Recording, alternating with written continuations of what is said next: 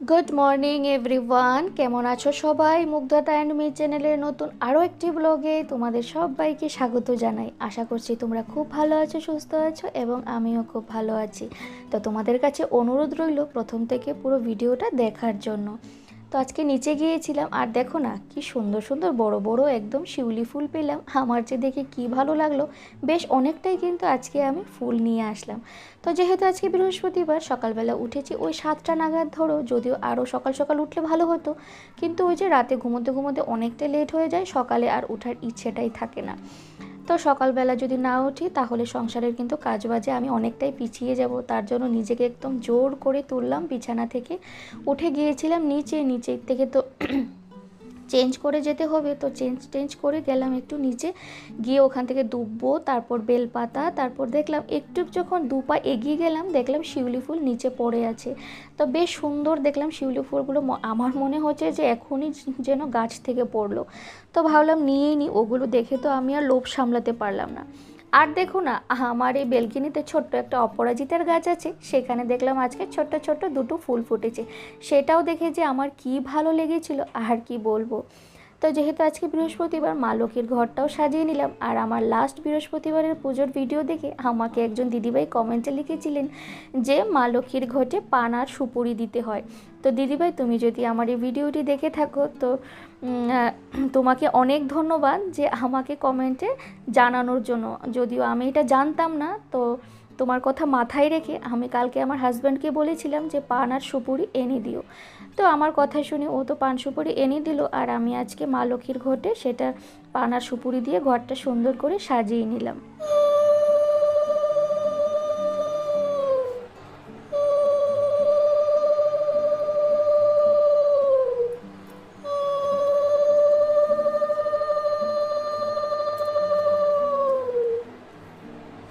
তো ঘরটা আমি বসিয়ে দিয়েছি, আর দিদিভাইকে বলছি তুমি কিন্তু দেখে বলো সব কিছু ঠিকঠাক মতো আমি দিতে পারলাম তো। তো কি হয় বলো তো, আমরা তো আমি অ্যাকচুয়ালি সব কিছু নিয়ম তো জানি না, তো যতটুকু যা নিয়ম জানি পুজোর ক্ষেত্রে বা অন্যান্য ক্ষেত্রে আর কি, তো সেটা মেনেই আমি চলার চেষ্টা করি। আর আমরা যদি সংসারের মঙ্গলের জন্য কিছু নিয়ম যদি মেনে চলতে পারি তাহলে আমাদেরই ভালো ভালো হবে, তাই না?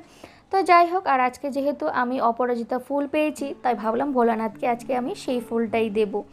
আর কি হয়েছে বলো তো, আমি যখন গাছটা লাগিয়েছিলাম, যদিও ওটা তো গাছ ছিল না, নিচে একটা অপরাজিতার গাছ ছিল, তো সেখান থেকে দেখলাম 2টো বীজ বেরিয়েছে, তো সেই বীজটা এনেই কিন্তু আমি লাগিয়েছিলাম।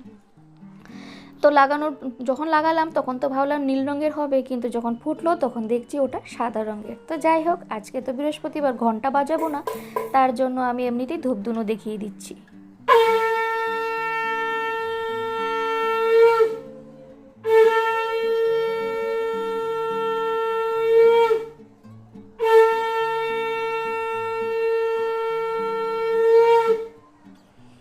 বৃহস্পতিবারে নাকি ঘন্টা বাজাতে নেই, তাতে মা লক্ষ্মী ভয় পান, তার জন্য আমিও কিন্তু সেটা জানতাম না। তো অনেক কিছুই এখন আমি জানছি, শিখছি। তো যদিও জানতাম না আগে, কিন্তু আমি বাজাতাম। তো এখন যেহেতু জানি, তো সেটা আমি আর এখন করি না আর কি।